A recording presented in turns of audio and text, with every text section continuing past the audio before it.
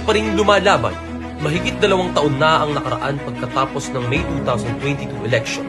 Hindi pa rin tumitigil ang tatlong makabayang Pilipino na tinawag na Truth and Transparency Trio at ang mga supporters nila sa pagtuklas at pagpapatunay na talagang nagkaroon ng malaking dayaan.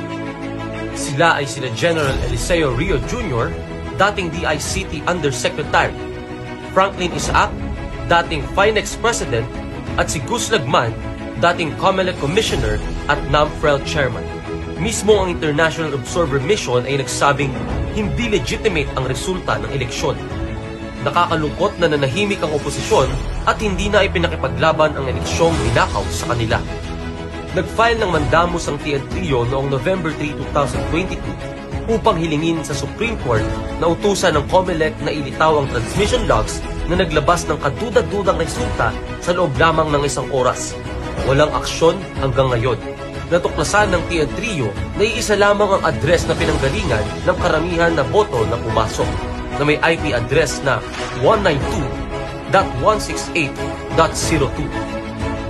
Ang pangalawang na-file na mandamos to open the ballot boxes in Santo Tomas, Batangas noong April 2024, bunga ito ng hamon ni Commissioner Garcia na para matapos na ang mga duda, willing na buksan ng COMELEC ang presintong mapipili ng TN Trio. Pinili ng TN Trio ang Santo Tomas, Batangas, ngunit hindi itinuloy ng COMELEC ang pangakong ito. Dahil sa hindi pagkilos ng COMELEC, nag-file sila ng manifesto to reopen the ballot boxes in Santo Tomas, Batangas noong July 3, 2024 upang hilingin sa Supreme Court na utusan ng COMELEC na tuparin ang pangako nito na buksan ng ballot boxes na kanilang mapipili at pumirma ang maraming mga tao. Hanggang ngayon ay wala pang aksyon sa dalawang mandamos na naifile sa Supreme Court, ang pagpapalitaw ng transmission logs at pagbubukas ng ballot boxes sa Batangas. May mga mamamayang nanindigan kasama ng TN Trio, dinaan nila sa dasal at mapayapang protesta. Hahayaan na lang ba nating magtuloy-tuloy ang pag-abuso ng COMELEC?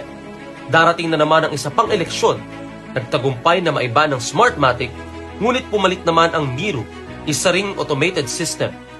Dapat ay hybrid system ang pairali, manu-manong bilangan sa mga presinto at automated transmission sa buong bansa upang maiwasan na ang katulad ng nangyaring dayaan.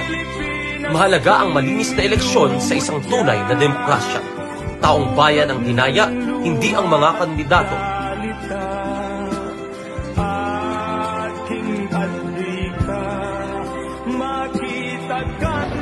Habang may pag-asa tayo, tayo makikinabang. Huwag tayong bibitiw sa laban ng TN Trio. Para sa ating bansa, ituloy lang natin ang laban. Laban natin ito.